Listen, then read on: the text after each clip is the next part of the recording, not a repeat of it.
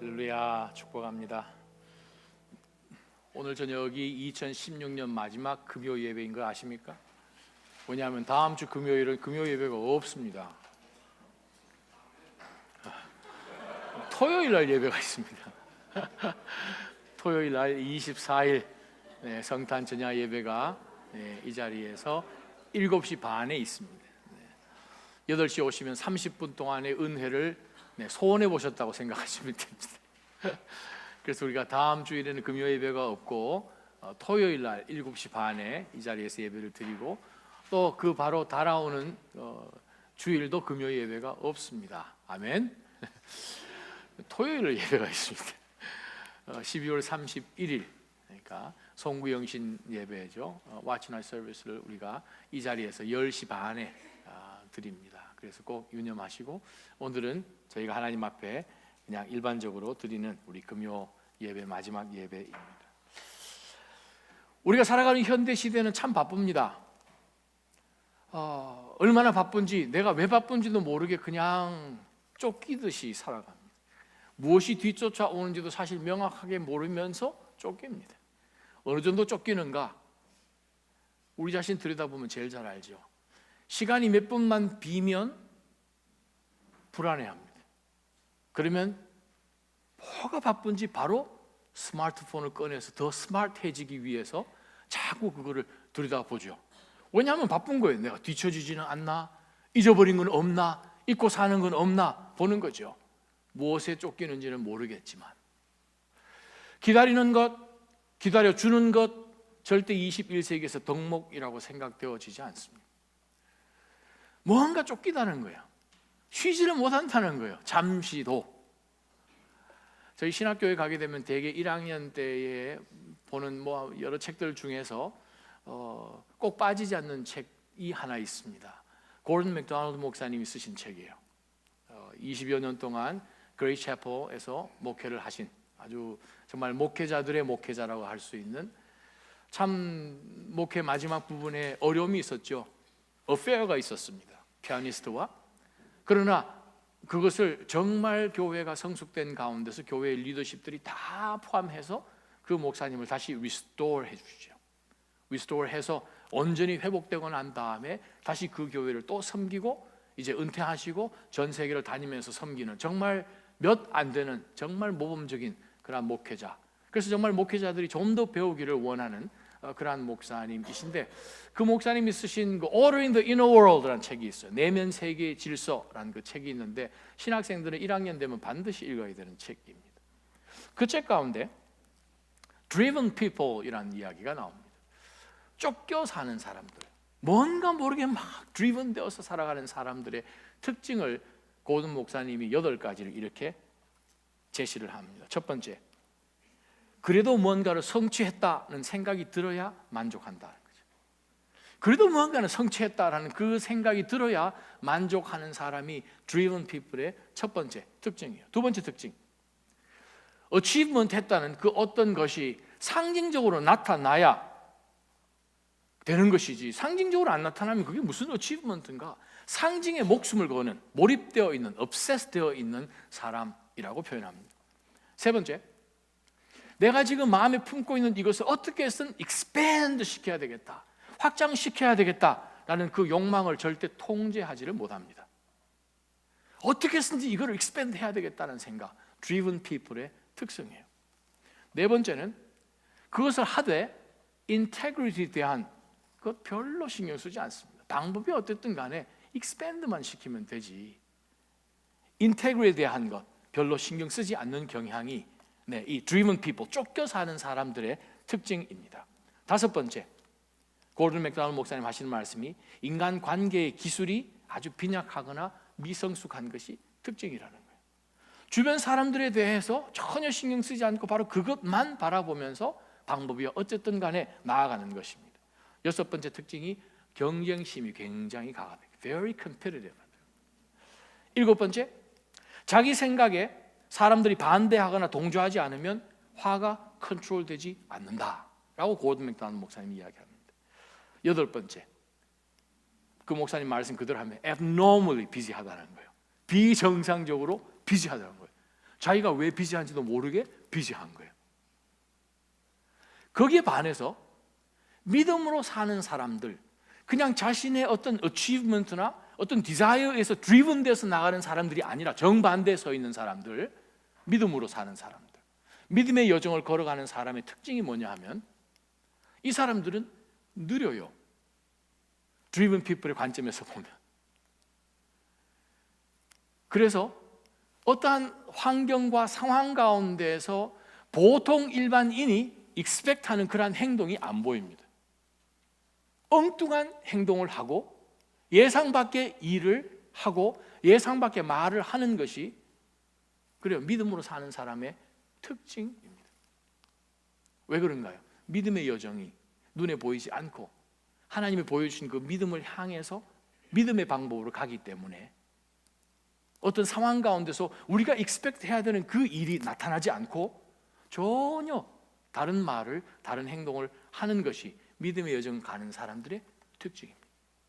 오늘 우리가 보는 창세기 21장 마지막 부분에 있는 아브라함 가운데서 우리가 바로 이 믿음의 여정을 가는 엉뚱한 일을 하는, 즉 예상 밖의 행동을 하는 모습을 우리가 세 가지를 볼 수 있다는 거예요. 주신 하나님의 말씀 우리가 한번 찬찬히 읽어봤으면 좋겠습니다. 창세기 21장 22절부터 먼저 24절까지 읽어봅니다. 그때 아비멜렉과 시작. 그때 아비멜렉과 그의 군대 사령관 비골이 아브라함에게 말했습니다. 그대가 하는 모든 일에 하나님께서 그대와 함께 하십니다. 그러니 그대가 이제 나나 내 자식이나 내 자손들을 속이지 않겠다고 여기 하나님 앞에서 내게 맹세하십시오. 내가 그대에게 친절을 베푼 것처럼 그대도 내게 또 그대가 이방 사람으로 살고 있는 이 땅에 호의를 베푸시기 바랍니다. 아브라함이 말했습니다. 제가 맹세합니다. 그 다음에 27절로 건너갑니다. 27절 아브라함이 시작. 아브라함이 양과 소를 가져다가 아비멜렉에게 주고 그 두 사람이 언약을 맺었습니다. 자, 이 몇몇 절에서 우리가 맨 먼저 한번 보기를 원합니다. 아비멜렉은 지금 그랄 지방의 왕입니다. 지금 우리가 20장 1절을 보게 되면 아브라함이 네게브에 살다가 네게브에서 더 남쪽으로 내려와서 가데스와 술 사이에 거주를 하다가 거기서 남서쪽으로 이동을 해서 그랄로 가서 거기서 잠시 머물겠다고 생각을 하고 텐트를 세운 것이 20장 1절이에요.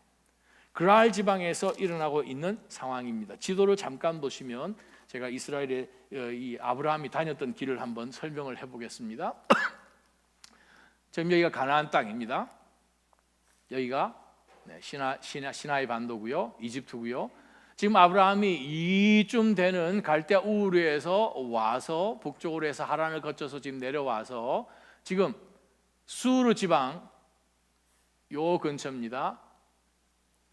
이 근처에서 원래 이제 수르 지방 20절 바로 전에는 마므레 상수리 근처에 있었습니다. 바로 이때 바로 이 장소에서 바로 조카 롯이 살고 있는, 지금 성경학자들이 추측하고 있는 소돔과 고모라 지역 사해 안에 들어가 있죠. 바로 거기를 들여다보면서 하나님을 만난 장소가 바로 이 마므레 상수리 나무 밑이었습니다. 바로 이 장소에 있다가 20장에 가게 되면은 가데스로 내려가면서 그랄 지방으로 가게 됩니다. 바로 여기가 그랄 지방이 되겠습니다. 잠시 내려가서 살 생각을 하고 그랄까지 내려갔는데 시간이 좀 길어지죠. 거기서 이삭도 태어나지요. 먼저 거기 내려가서 20장을 보게 되면 20장 전체 내용이 이 그랄 지방의 왕을 만나는 장면이 한 장 전체에 해당이 됩니다. 자기 아내 사라를 여동생이라고 속여서 뺏길까 봐 자기 목숨 건지려고 거짓말을 하는 가운데서 아비멜렉 또 신하들 앞에서 정말 수치스럽게 꾸지람 한참 듣고 풀려나는 그 장면이 20장 전체입니다. 그러고 난 다음에 21장에 하나님께서 이삭을 주시고 또 이삭이 태어남으로 인하여서 이스마엘과 하갈의 문제가 이 온 가정 가운데서 정말 너무나 어려운 고비를 지나고 하갈과 이스마엘이 떠나는 것을 우리가 지난 시간까지 보았습니다. 이스마엘이 이제 들판까지 나아가서 그곳에서 활 쏘는 사람으로 성장을 하는 가운데 한편 집에서 일어난 사건이 22절입니다. 22절에 보니까 아비멜렉이 이 그랄 지방의 왕 아비멜렉이 아브라함을 찾아왔어요. 지금 이방인으로 이 땅에 와서 지금 정착을 하고 살고 있는데 이 이방 살고 있는 이 땅의 왕이 자기를 찾아와서 하는 얘기가 불가침 협정을 맺자는 거예요. 이거 굉장한 거예요. 그러면서 그가 이렇게 이야기를 합니다. 그대가 하는 모든 일에 하나님께서 그대와 함께 하십니다. 와, 이거는 안 믿는 사람이 믿는 사람에게 해줄 수 있는 최고의 찬사, 그렇게 생각하시죠? 이거보다 더 큰 칭찬이 없는 거예요. 안 믿는 사람이, 그것도 왕이 직접 찾아와서 아브라함에게 지금 이야기를 합니다. 군대 장관까지 대동을 해서 군사적인 지금 협정입니다. 당신이 하는 것을 보니까 정말 하나님이 함께 계시네요 라고 얘기했다는 것은 이건 굉장한 찬사입니다. 바로 앞장 우리가 20장을 보게 되면 아브라함이 이 아비멜렉 앞에서 얼마나 수모를 당했습니까? 비골이라는 군대 장관 앞에서 얼마나 창피를 당했겠습니까? 거짓말 잘못하고 그 멀리서 하나님 따라왔다고 비전 따라왔다고 하는 사람인데, 근데 그것을 본인이 경험하고 난 다음에 아마 아브라함은 정말 그때 이후로 믿음으로 살았다고 저희는 생각할 수밖에 없습니다. 왜요? 이방 사람이 이 땅 와서 이 땅에 살고 있는 사람들에게 칭찬받는 거가 쉬운 일이 아니기 때문에 그렇습니다. 자, 이방 어떤 사람이 우리가 살고 있는 동네에 와서, 자, 우리가 만약 여기가 만약 한국이라 생각을 합시다. 저 멀리 어느 나라에서 한국말도 모르는 사람이 와가지고 여기서 잠깐 사는 것처럼 사골집방으로 들어와가지고 살기 시작을 하면서 1년이 지나고 몇 년이 지나고 아들도 태어나고 하는 거 보면서 이 사람이 우리 동네에 왕한테 가서 꾸지람 들은 이야기는 아마 이 동네에 재미난 이야기거리일 거예요. 그 나라의 스캔들이 그런 스캔들이 없었을 거예요. 저 사람 어떤 줄 아냐고, 아유 자기 아내를 여동생이라고 속여가지고 아주 그냥 코가 납작해졌지 하는 그러한 이야기가 온 나라 가운데 퍼졌는데, 이상하게 이 아브라함과 사라라는 사람이 살고 있는 상황 가운데서 100세나 됐는데 아들이 태어났어요. 아니 그거 참 희한하지. 근데 보니까 모든 하는 일들 가운데서 형통한 것을 주변 사람들이 봐요. 그럴 때에 상식적으로 우리가 생각을 할 때에 어떤 이방 사람이 들어와서 이 나라 가운데서 그렇게 성공을 하면 저놈이 와가지고 우리 때문에 성공했다, 그렇게 얘기하죠. 우리는 여기 와서 우리 돈 다 벌었다, 뭐 제주는 누가 하고 뭐 하는 것처럼, 고문 뭐 그런 것처럼 저놈이 돈 다 번다 우리 때문에 라고 이야기를 하지, 당신 하는 거 보니까 정말 하나님이 함께하오 안 믿는 사람들이 그렇게 고백한다는 것은 정말 있을 수 없는 이야기를 왕이 와서 했다는 얘기는 왕의 귀까지 들렸다는 거죠. 동네 사람들 그것 다 인정을 하고 그것이 보고가 왕에게까지 올라갔다는 거예요. 그러면서 왕이 계속 사람들을 시켜서 보았겠죠. 도대체 아브라함이라는 사람이 어떻게 되어가고 있는가 보니까 하는 것마다 귀한 도우심이 있어서 점점 강성해지는 것을 아비멜렉이 본 거죠. 불과 몇 년 사이에. 그런 가운데서 아비멜렉이 불안한 거예요. 자기 인간의 힘으로 할 수 있는 그것을 넘어가는 모습을 보는 거죠. 그러기 위해서 아브라함이 어떻게 했을 것 같으십니까? 이 게라르 지방에 살고 있는 사람들에게 아브라함이 어떻게 했을 것 같으시나요? 저는 분명히 확신하건대 이 나라 가운데서 이렇게 소문이 퍼진 것은 당연히 아브라함이 정말 자기가 손해가 되겠지만 자기의 짐승들을 주든가 연약한 사람을 도와주든가 정말 선한 일에 많이 했을 거예요. 저는 그걸 확신합니다. 선한 일에 정말 이 아브라함이 손발벗고 정말 먼저 가서 도와주고 그들의 힘이 되어주고, 정말 저희가 여기 이방인으로 살지만 저희 이방인 살게 해줘서 고맙습니다, 제가 당연히 해야 되죠 하는 것 가운데 힘을 다해서 섬겨줬을 거라고 저는 확신합니다. 주변에서 이 그랄 지방에 사는 사람들이 절대 볼 수 없는 행동을 아브라함이 했다는 거예요. 조금만 머리를 쓰면 자기 손해보지 않고 우리가 늘상 하는 것처럼 저 사람도 그렇게 해야 정상인데 비정상적인 행동을 남을 위해서 하는 모습을 그랄 사람이 보았다는 거죠. 지난 세기에 아주 유명한 스코틀랜드의 성경학자가 있습니다.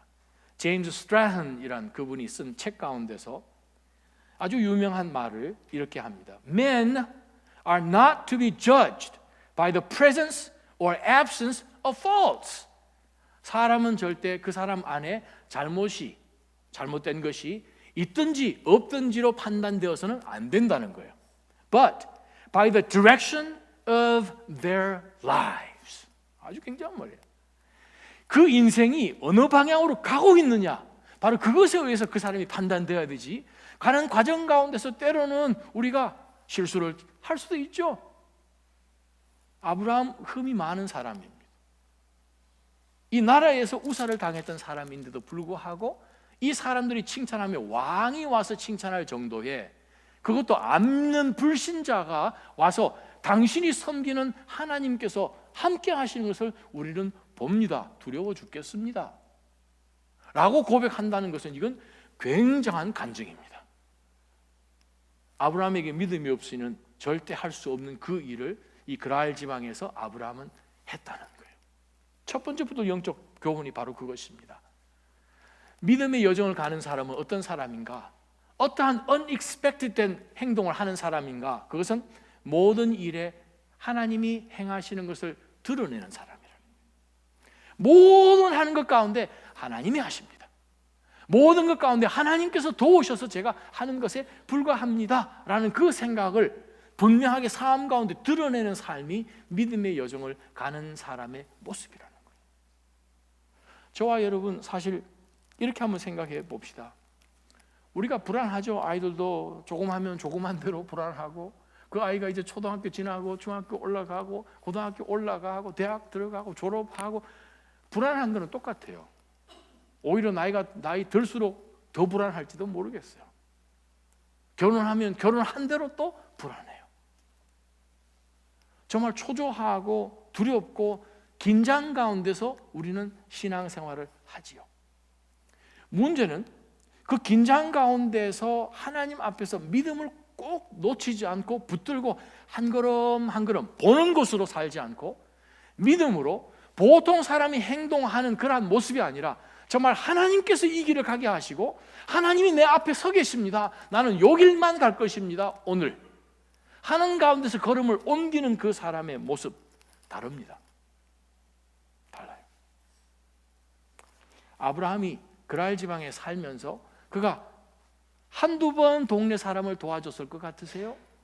아니면 지금까지 계속해서 그가 나아가서 선한 일로 하나님이 하시는 것을 보여주면서 살았을까요? 신앙생활 마찬가지입니다. 교회 섬기는 것도 마찬가지예요. 때로는 우리가 열심히 해서 달리지만 우리가 내 자신을 즐기기 위해서, 내 자신을 세우기 위해서 섬길 수 있습니다. 그럼 어디서 표현하는가 하면 어떠한 상황이 딱 벌어지면 우리는 자포자기가 돼요. 힘이 빠져요. 조금 더 좋은 일이 있으면 바로 우리는 옮겨버려요. 조금만 더 좋은 상황이 되면 바로 그곳으로 가서 그 일을 하고 싶어 해요. 끝까지 못하죠. 왜 그럴까요? 그거는 그것을 통해서 하나님이 보여주신 그것을 끝까지 안 보죠. 만약에 아브라함이 그랄 땅까지 와서 그가 일을 할 때에, 섬길 때에, 여기서 정착을 할 때에 정말 자기의 체면을 생각하고 하게 되면 사람들이 보면 알죠. 신실하게 지금까지 계속해서 하나님이 하시는 것이 주변 사람들에게 안 보여줄 수 있죠. 근데 아브라함은 처음은 큰 실수를 했어요. 그럼에도 불구하고 그를 끝까지 끌어내시는 그 하나님을 아브라함은 놓치지 않았더니 하나님이 아브라함에게 굉장한 간증을 주셨어요. 23절 아비멜렉이 와서 무슨 얘기를 하느니, 그러니 하나님이 당신과 함께 하는 것을 우리가 보아봤습니다. 그러니 그대가 이제 나나 내 자식이나 내 자손들에게, 손주들에게까지 속이지 않겠다고 여기 하나님 앞에서 내게 맹세하십시오. 그럴 사람들은 다른 신을 섬기고 있었겠지요. 그런데 지금 아비멜렉이 두려워하는 것은 아브라함이면, 믿음의 사람이면 자기가 섬기는 하나님 앞에서 맹세를 시켜야 되겠다는 거죠. 이거 굉장한 간증입니다. 그러면서 아브라함에게 얘기를 합니다. 당신 지금 맹세하시오. 당신이 나에게 하는 것, 내 아들에게 하는 것, 또 내 자손들에게 변하지 않겠다고 얘기해 주시오. 이거 굉장합니다. 세상 사람들은 다 변해요. 아비멜렉 자기도 알아요. 근데 변하지 마십시오 하는 그 고백을 바로 이 아비멜렉이 아브라함에게 얘기를 합니다. 그러고 난 다음에 우리가 24절 한번 보세요. 아브라함이 이렇게 대답을 했습니다. 제가 맹세를 하겠습니다. 무슨 맹세요? 내가 그대에게 친절을 베푼 것처럼 아브라함도 아비멜렉에게, 또 아브라함이 이방 사람으로 살고 있는 이 땅에 계속해서 내가 호의를 베풀겠습니다 라고 맹세를 했습니다. 그리고 희한한 것이 27절이에요. 아브라함이 양과 소를 가져다가 아비멜렉에게 주었어요. 그 두 사람이 언약을 맺었어요. 말이 안 되는 문장입니다. 그 이유는 아비멜렉하고 아브라함이 언약을 맺으면 이 사람도 동물을 가지고 와야 되고 이 사람도 동물을 가지고 오는 게 정석입니다. 근데 아비멜렉이 짐승 가지고 온 기록은 없어요. 아마 가지고 왔을 것 같은데, 근데 아브라함이 자기가 짐승을 준비해서 자기가 언약을 맺는 바로 그 짐승을 희생을 시킵니다. 아브라함이 동일한 입장에서 언약을 맺고, 그것도 아비멜렉 왕이 와서 당신과 언약을 맺읍시다. 그럼 누가 갑입니까? 나 안 하겠습니다. 그러면 제발 좀 해주세요. 누가 갑이라고 생각하세요? 아브라함이죠. 하나님과 함께하고 계시니까.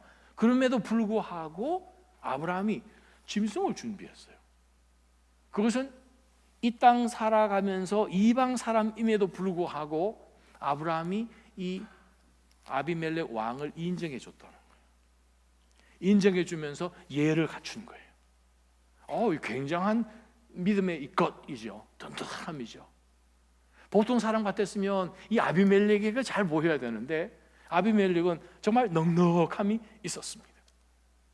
그러면서 바로 그 하나님이 주신 자기의 지금 평안한 그 삶을 사람들에게 나누어 주고 아비멜렉에게까지 그것을 보여주는 것을 저희가 봅니다. 사랑하는 나자님 성도 여러분, 저희가 가정생활 속에서나 학교생활 속에서나 또 직장생활 속에서 정말 이러한 간증을 하나님이 여러분 각자에게 주시기를 주님의 이름으로 축원합니다. 이게 어떤 복이에요? 저는 하나님 그냥 부르셔서 저는 합니다 했더니 이 일이 그냥 뻥튀기 터진 것처럼 꽝 하고 하나님이, 사람들이 이야기하는 것처럼 대박이 난 거예요. 그게 뭔지는 모르겠지만 아주 크게 하나님이 만들어 주셨어요. 분명히 이거는 그 일이 아닐 텐데 라는 가운데서 하나님이 우리 가운데 큰 success, prosperity, 정말 여호수아 1장 8절 9절에 나온 말씀처럼 굉장한 성공을 주셨다는 거예요. 아브라함 정말 구르는 돌처럼 이곳에 왔는데 이곳에서 굉장한 존귀함을 받은 거죠. 거기에서 아브라함이 교만해지지 않은 거죠. 잘 섬긴 거죠. 하나님이 주신 복을 잘 나눈 거죠. 혹 이 가운데 5년 전보다 10년 전보다 하나님께서 우리 삶 가운데 평안을 주시고 안정을 주시고 복을 두루두루 주셨다면 그것은 내 자신을 또 우리가 즐기기 위해서 준 게 아닌 것을 우리가 아브라함을 통해서 다시 한번 보셔야 됩니다. 섬기기 위해서 주셨다는 거예요. 하나님이 나로 하여금 이러한 엄청난 복을 주셨다라는 그것이 분명한 믿음의 성도, 즉 믿음의 여정을 가는 사람은 아브라함의 모습이 그 삶 가운데 드러날 것입니다. 아멘. 그러면 주변 사람들이 볼 때 사람의 힘으로 한 것이 아니고 하나님이 하신 것이구나 하는 그것을 우리를 보면서 하나님을 보는 거죠. 그것이 첫 번째 붙들 영적 교훈이요. 믿음의 여정 가는 사람은 어떤 사람입니까? 특이한 행동을 하는 거죠. 어떤 행동인가? 모든 일들 가운데서 하나님이 드러나도록 하는 사람이에요. 그러려면 어떻게 해야 됩니까? 요즘 계속해서 시편 말씀 묵상하지 않습니까? 하나님을 경외하는 거예요. 입술 가운데서 거짓이 없는 것이죠. 하나님의 이름을 부르는 것이죠. 주님 앞에 반듯하게 서 있는 그 모습 가운데서 여러분이 정말 하나님께서 계속 사용하시는, 끝까지 붙드시는 그러한 복의 근원 되시기를 주님의 이름으로 축원합니다. 그렇지 않은 사람은 어떻게 표가 나는가? 분명히 하나님께서 정말 놀라운 복을 주셨는데 본인도 알아요, 하나님이 도우셨다는 것을. 근데 그 상태가 딱 지나고 난 다음에 믿음으로 살지 못하면 절대 못 나눠요. 문을 딱 닫아놓죠. 우리가 지금 뭐 먹는지 누구한테도 얘기 안 해줘요. 문을 꼭꼭 닫아놔요. 우리끼리 재밌게 있어야 되니까, 우리끼리 즐겨야 되니까. 근데 아브라함의 모습을 보니까 전혀 그렇지 않았음을 이스라엘 사람들이 다 알았다는 거예요. 그것을 볼 때 아하, 하나님이 저 사람 축복을 했는데 진짜 하나님이 살아 계시나 보다.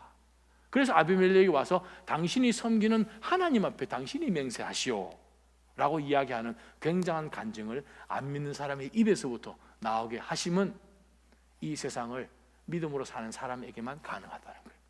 두 번째 말씀입니다. 25절 한번 보겠습니다. 25절부터 32절까지 말씀을 함께 보겠습니다. 그러고 나서 시작. 그러고 나서 아브라함은 아비멜렉의 종들이 빼앗은 우물에 대해 항의했습니다. 그러자 아비멜렉이 말했습니다. 누가 이렇게 했는지 나는 모릅니다. 당신도 내게 이 일에 대해 지금까지 말해주지 않았습니다. 나는 오늘에야 비로소 이 일에 대해 들었습니다. 28절. 아브라함이 새끼 암양 7마리를 따로 떼어 놓았습니다. 아비멜렉이 아브라함에게 물었습니다. 당신은 왜 새끼 암양 7마리를 따로 놓았습니까? 아브라함이 대답했습니다. 이 새끼 암양 7마리를 제가 이 우물을 판 증거로 삼으십시오. 거기서 이 두 사람이 맹세했기 때문에 그 장소를 브엘세바라고 불렀습니다. 브엘세바에서 언약을 맺고 난 후 아비멜렉과 그의 군대 사령관 비골은 블레셋 족속의 땅으로 돌아갔습니다. 아멘. 자, 우리가 32절까지 이제 두 번째 말씀 에피소드입니다. 자, 두 번째 에피소드는 뭐냐 하면, 첫 번째 아비멜렉이 와서 불가침 조약을 맺자, 이제 그것이 끝났어요. 그러고 난 다음에 그 맹세를 하고 난 다음에 25절에 그러고 나서 아브라함이 아비멜렉 왕에게 항의를 했습니다. 무슨 항의를 했는가 하니, 예전에 당신 종들이 우리가 파놓은 우물 와가지고 자기네 땅에서 난 물이니까 자기네 소유다 하고 우물을 빼앗아 가버렸습니다. 그것에 대해서 항의를 했어요. 그랬더니 아비멜렉이 말했습니다. 누가 이렇게 했는지 나는 모릅니다. 지금 아비멜렉을 알고 얘기하는지 모르고 이야기하는지 그건 하나님만 아십니다. 그건 몰라요. 그거는 당신도 내게 이 일에 대해 지금까지 말해주지 않았습니다 라는 말에 우리가 힌트를 얻어야 됩니다. 나는 오늘에야 비로소 이 일에 대해 들었습니다. 왜냐하면 당신이 지금 얘기했으니까. 그러면 그동안 아브라함은 뭐 했습니까? 얘기 안 한 거죠. 두 번째, 우리가 믿음의 여정을 가는 사람의 특징이 뭐냐 하면 어떤 상황 가운데서 바로 움직이는 것이 아니고 하나님의 때를 기다릴 줄 아는 사람인 것을 우리가 보죠. 자, 이 상황 가운데서 우리가 정상적으로 보통 생각을 하게 되면 바로 움직여야 됩니다. 빼앗겼을 때 이것 가지고 바로 치고 나가야 되죠. 바로 이것 가지고 아비멜렉 앞에 가서 뭐 1인 시위를 하든 이 문제를 빨리 해결을 해야 됩니다. 잘못됐으니까. 근데 보면 아브라함은 때를 기다리는데 하나님께서 이 모든 상황 가운데서 해 주실 것을 그에게 보여주신 거예요. 그거를 기다리죠. 때가 안 됐을 때, 지금 우물을 뺏겼습니다. 우물이 그 당시에는 얼마나 중요해요. 우물이 있어야 짐승들을 먹이니까, 사람들이 먹으니까. 사막지대에서 고대 근동 지방에서 이 수자원이라는 것은 이거는 재산 1호거든요. 짐승보다도 더 중요하거든요. 유산으로 재산 1호가 정말 이 우물이 될 만큼 정말 중요하거든요. 그런데 그것을 빼앗겼으니 이거보다 더 큰 일이 어디 있습니까? 근데도 불구하고 아브라함은 지금에야 아비멜렉에게 항의를 하는 이유는, 만약에 하나님 때가 안 왔을 때에 그가 가서 막 항의를 해버렸으면 어떻게 됐을까? 그럼 홀라당 다 자기 거 다 빼앗길 수도 있었죠. 네가 지금 다른 데서 굴러와서 지금 이리라 저리 너는 저기 가서 땅이나 파, 그렇게 얘기를 하면 그거 어떻게 되겠어? 기다렸겠지요. 기다렸습니다. 이것이 우리가 보통 생각하는 사람들의 행위가 아닌 거죠. 아브라함은 기다렸습니다. 그래요. 두 번째 믿음의 여정을 가는 사람의 특징, 어떠한 unexpected 행동을 하는가 하면 하나님이 주시는 때를 기다릴 줄 아는 행동이에요. 기다린다는 그 뜻, 그 사람이 몰라서 안 합니까? 무슨 얘기를 해야 되는지 몰라서 안 했을까요? 그렇지 않습니다. 기다렸습니다. 야곱도 기다렸습니다. 요셉도 기다립니다. 모세도 기다립니다. 여호수아도 기다립니다. 모든 선지자들이 다 기다립니다. 예수님도 기다리십니다. 바울도 기다립니다. 하나님의 큐 사인을 받기 전에 움직이는 하나님의 사람은 단 한 사람도 성경에 등장하지 않았다는 거예요. 오히려 하나님이 주시는 그 큐 사인을 무시하고 자기가 움직였을 때에 사고 친 사람들은 많이 나오죠. 분명히 보게 되면 아비멜렉도 아브라함에게 아니 당신이 왜 그걸 지금 얘기합니까? 근데 아브라함 속에서는 하나님이 얘기를 하라고 얘기를 안 하실 수도 있다는 거죠. 하나님의 타이밍을 그는 기다렸습니다. 이게 뭐예요? 훈련이에요. 훈련. 영적인 훈련. 아주 중요합니다. 정말 이거보다 더 중요한 게 아마 없을 거예요. 우리 자신을 한번 들여다볼 필요가 있습니다. 나는 정말 하나님의 때일까? 요 시간에 대해서 얼마나 내가 하나님 앞에 기도하는 가운데서 타이밍을 얻는가? 아니면 그 판단이 하나님이 아니라 상황이고 나의 느낌이고 모든 사람들이 하는 데이터인가를 볼 필요가 있다는 거예요. 정말 중요한 것은 아브라함은 기다렸습니다. 바보라서? No. 아니에요. 아브라함은 믿음의 사람이었기 때문에 기다린 거죠. 모세가 아직 믿음의 사람으로 하나님 앞에 완전히 붙잡히지 않았을 때는 그는 못 기다렸습니다. 그래서 손으로 사람을 쳐 죽였잖아요. 그리고 도망가서 40년을 피해 살잖아요. 더 이상 자기의 옛 혈기로 할 수 없는 시점이 되었을 때야 하나님이 끄집어 내시죠. 하나님이 사용하시는 사람은 어떤 사람인가? 하나님께서 사용하시는 사람은 하나님의 때를 절대적으로 기다릴 수 있는 사람이에요. 때로는 사랑하는 우리 믿음의 성도 여러분, 지금 여러분 상황 가운데서 정말 터널을 지나는 것처럼 아무것도 안 보이는 그러한 상황 가운데 있는 분이 계실 거예요. 분명한 것은 하나님이 우리를 건져내실 때가 반드시 옵니다. 아멘. 하나님이 반드시 여러분을 응답해 주실 때가 옵니다. 아멘. 그거 절대 잊지 마세요. 절대 잊지 마세요. 하나님은 반드시 선한 목적을 가지고 우리 모두를 훈련시키십니다. 아멘. 그때까지만 기다려 주시기를 주님의 이름으로 간절히 축원합니다. 그때까지만 기다리시면 돼요. 만에 하나 하나님이 훈련시키고자 하는 그 시간을 못 기다려서 그냥 막 나오면 어때요? 하나님 월반 시켜주실 것 같으십니까? 하나님 월반 안 시켜주세요. 다시 돌아와야 돼요. 도로. 그 문제를 하나님께서 완전히 그래 너 이거 잘 배웠구나 훈련됐구나 그래야 하나님이 쓰십니다.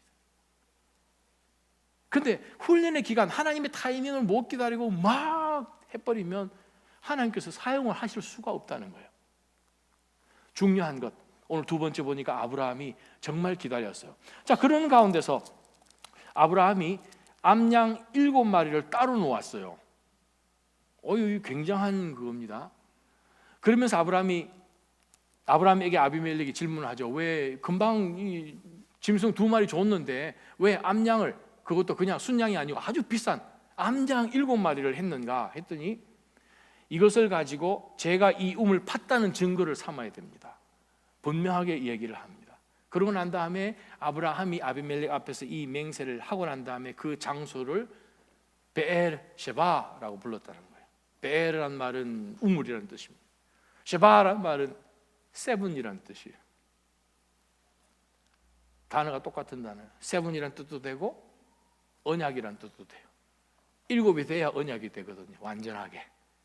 그래서 7 암양을 갖고 왔으니까 또 그 암양이 증거가 돼서 바로 이 장소가 바로 베엘셰바인 것을 아비멜렉에게 보여줍니다. 분명한 것 바로 그것은 정말 하나님의 때를 기다리는구나. 하나님은 여러분을 한 사람도 빠지지 않고 잘 사용하기를 원하십니다.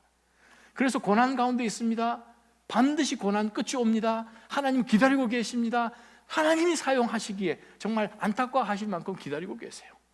여러분의 고난은 반드시 끝납니다. 절대 염려 걱정하지 마시기를 바랍니다. 그런데 반면에 고난이 끝나서 하나님 우리에게 복을 주셨어요. 좀 안정됐어요. 이제 좀 여유도 생겼어요. 이사 더 이상 막 다니지 않아도 돼요. 이제 어느 직장도 안정되고 자녀들도 학교 잘 다니고 있어요. 그러한 가운데서 오는 여유는 나를 위한 여유가 아니라는 것을 알 필요가 있어요. 하나님의 목적을 위해서 우리의 삶을 사용하기 위해서 하나님이 지금 터널 끝에서 복을 주신 거예요. 여러분 삶을 다시 한번 돌아보면서 하나님, 제가 덜 섬기고 있는 것이 혹시 없는가를 보는 가운데서 다시 한번 하나님의 시간을 잘 기다리는 우리 모든 나자님 성도 되시기를 주님의 이름으로 축원합니다. 마지막 세 번째 말씀이에요. 세 번째 말씀 보면 33절, 34절입니다. 함께 읽어보겠습니다. 아브라함은 시작. 아브라함은 브엘세바에 에셀 나무를 심고 그곳에서 영원하신 하나님 여호와의 이름을 불렀습니다. 아브라함은 블레셋 족속의 땅에서 오래 머물러 살았습니다. 자, 지금 아브라함이 모든 게 지금 안정적인 그런 모드로 들어오고 이 살고 있는 그 나라의 대통령이 왕이 자기에게 와서 당신 정말 안 변했으면 좋겠습니다. 지금까지 유일하게 이곳에 했는데 정말 오래오래 계셔주시고 절대 변하지 마시고 저희들에게 저희가 보니까 당신이 점점 세지는데 해코지하지 마시고 평화협정 조약을 부탁해서 할 만큼이니까 얼마나 어깨가 으쓱할 것 같으세요? 굉장한 지금 지위에 있는 거예요. 칭송을 받았으니까. 자, 그러한 가운데서 지금 두 사람이 떠나고 아브라함이 이 베엘셰바에서 나무를 심었어요. 에셀 나무, 아주 오래된 아주 단단한 나무를 심었어요. 왜 나무를 심었을 것 같으십니까? 식목일 왜 나무를 심죠? 나무 심고 난 다음에 거기에 뭐 편말도 붙이고 하잖아요. 그죠? 특별하게 그 식목일 행사를 하지 않습니까? 기념이 되게끔. 아브라함이 이 나무를 보면서 무슨 생각을 했을까? 내가 이제 여기에 이러한 많은 사람들 존경을 받으니 왕도 인정을 해주니 이곳에 좀 오래 살자라고 생각을 했을까? 이제는 좀 안정되어 있으니까 이제 여기서 그냥 영원히 한번 살아보자라고 했을까?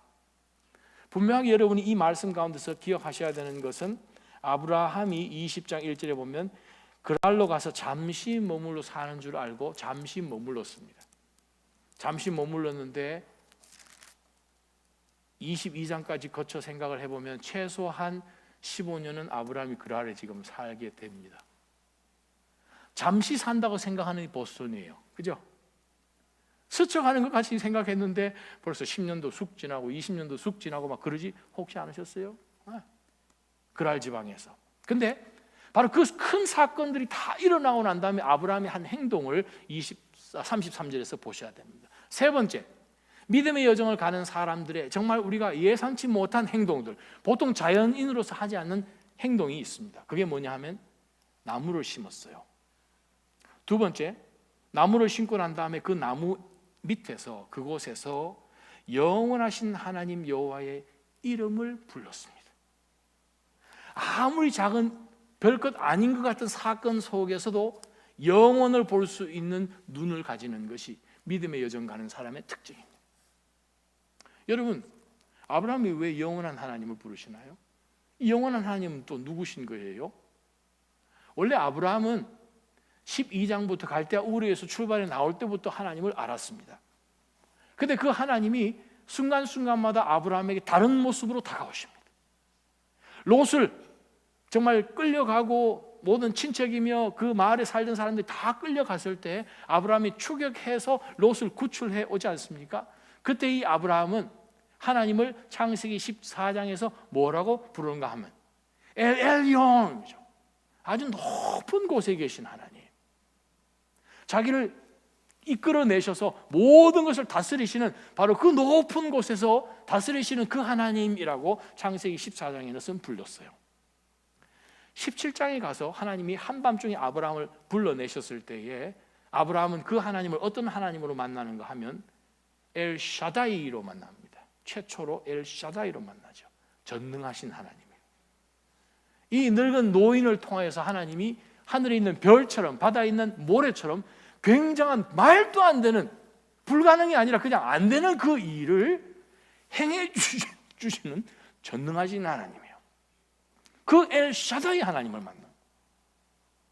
근데 오늘 본문 가운데서 아브라함이 만난 하나님은 영원하신 하나님, 엘롬, 올람이라고 표현합니다만 영원하신 하나님. 그 말은 뭡니까? 하나님만 영원하다는 거예요. 우물도 영원하지 않아요. 나무 영원하지 않아요. 아비멜렉하고 맺은 언약 영원하지 않아요. 우리가 살고 있는 이 땅 영원하지 않아요. 그러나 영원하지 않는 것 가운데서 영원하신 그 하나님을 아브라함은 놓치지 않아요. 그게 예배입니다. 믿음의 여정 가는 사람의 특징이 분명합니다. 바쁘죠. 크고 작은 그 사건들 가운데서. 근데 아브라함에게 가장 중요한 것은 언약 맺는 것도 아니고 우물 팠던 거 다시 되찾아오는 것도 아니고 내가 하나님 앞에서는 영원한 거 아니야. 하나님만 영원하셔. 하나님이 나에게 내 자손들을 통해서 하시고자 하는 그 약속만 영원해 하는 그것을 아브라함은 꼭 붙들었다는 거예요. 나자린 성도 여러분, 영원하신 하나님만 붙들기를 주님의 이름으로 축원합니다. 하나님만 영원하십니다. 하나님만 영원하십니다. 우물도 영원하지 않아요.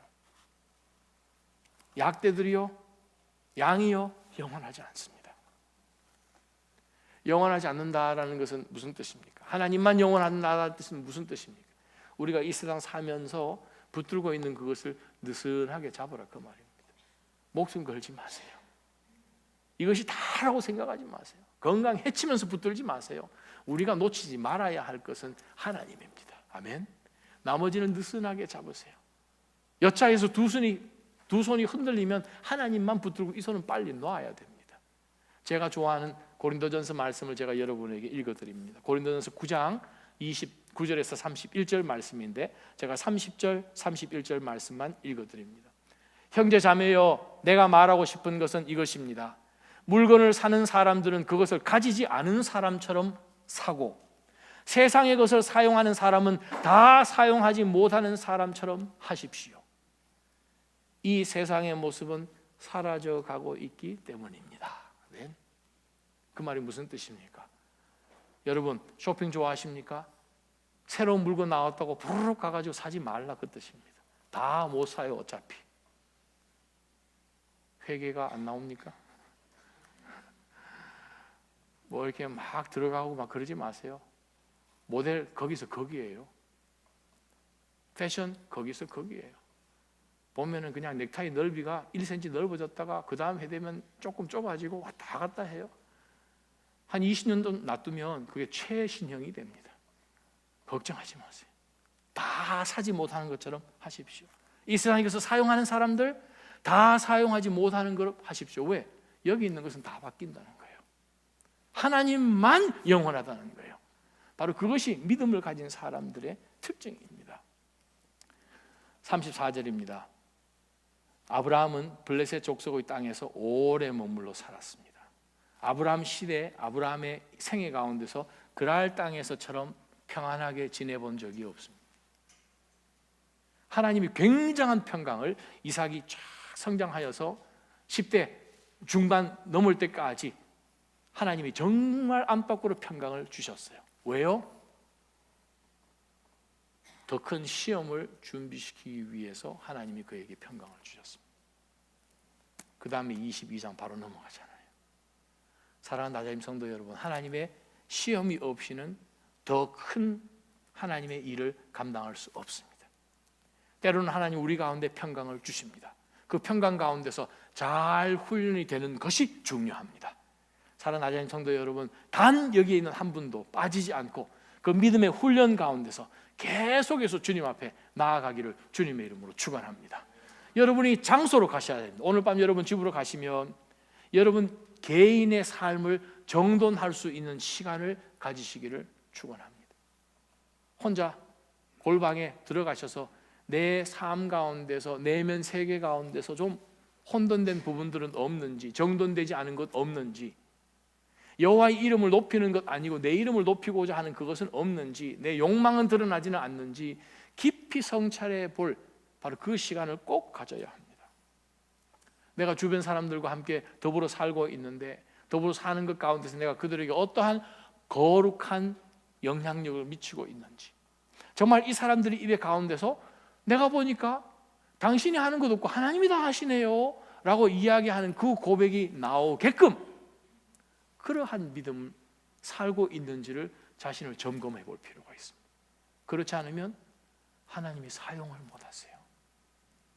22장 같은 큰 시험이 우리 가운데 오면 우리는 통과를 못합니다. 근데 아브라함은 통과했어요. 나자신 성도 여러분, 이곳 가운데 한 분도 빠지지 않고 바로 그 하나님과의 그 밀접한 관계 속에서 잘 훈련되어서 주님께서 정말 축복하시는 그러한 인생으로, 우리가 그랄 지방에 왔지만 여러분 이곳에 얼마나 계실지 모르잖아요. 보스턴에 있는 가운데서는 하나님의 이름을 이 지방에 있는 아비멜렉으로부터 칭찬을 얻을 수 있는 그러한 복이 여러분 가정 가운데 있기를 축원합니다. 한번 기도하겠습니다. 이 시간 한번 기도할 것은, 하나님, 저희 삶 가운데 믿음의 여정을 가고 있는 사람의 특징이 우리 삶 가운데 드러나고 있는지 우리 자신을 한번 하나님 앞에 회개하며 또한 그러한 삶을 살게 해달라고 기도하며 나가십시다. 그것이 첫 번째는 모든 일에, 어떠한 일이 아니라 모든 일에 하나님의 함께 하심을 드러내는 행동을 하는 것입니다.